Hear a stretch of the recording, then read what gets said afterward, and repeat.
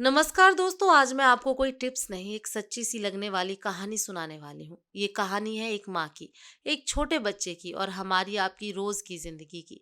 इस कहानी में आपको अपना बच्चा दिखेगा, अपनी गलतियां दिखेंगी और समाधान भी मिलेगा। तो चलिए शुरू करते हैं। आरव और उसकी माँ।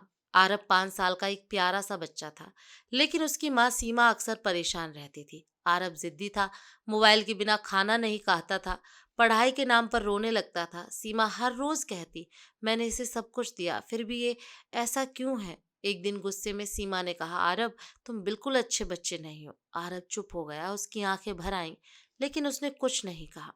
मोबाइल और चुप होता बचपन। आरव मोबाइल देखकर चुप हो जाता था और सीमा को यही सुकून लगता था।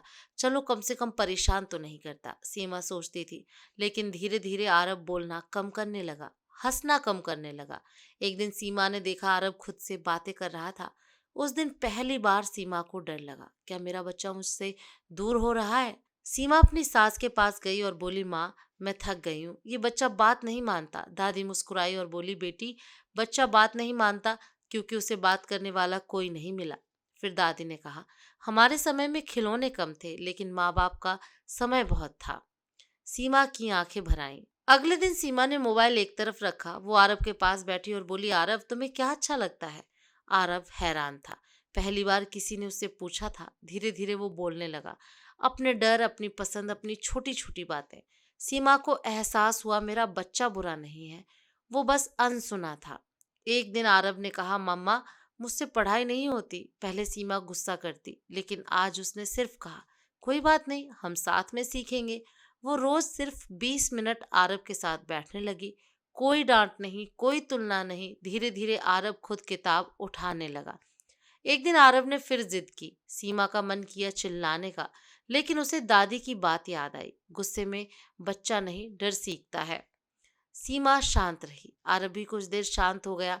उस दिन सीमा समझ गई, बच्चा नहीं बदलता, पहले माता पिता बदलते हैं। सीमा अब रोज आरव से कहती, मुझे तुम पर गर्व है। वो उसकी बातें ध्यान से सुनती, उसके साथ खेलती, और वही बच्चा जो जिद्दी कहलाता था अब समझदार कहलाने लगा।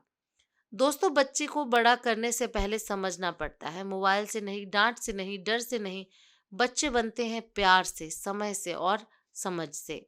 अगर आपका बच्चा जिद्दी है, गुस्सैल है या मोबाइल में खोया है, तो खुद से एक सवाल पूछिए, मैंने आज बच्चे को कितना समय दिया। क्योंकि बच्चों को परफेक्ट पेरेंट नहीं, सिर्फ मौजूद पेरेंट चाहिए। अगर ये कहानी आपके दिल तक पहुंची हो तो लाइक करें, शेयर करें, चैनल को सब्सक्राइब जरूर करें और कमेंट में लिखें, मैं अपने बच्चे को समय दूंगी। धन्यवाद, एक माँ की तरफ से हर माँ बाप के नाम।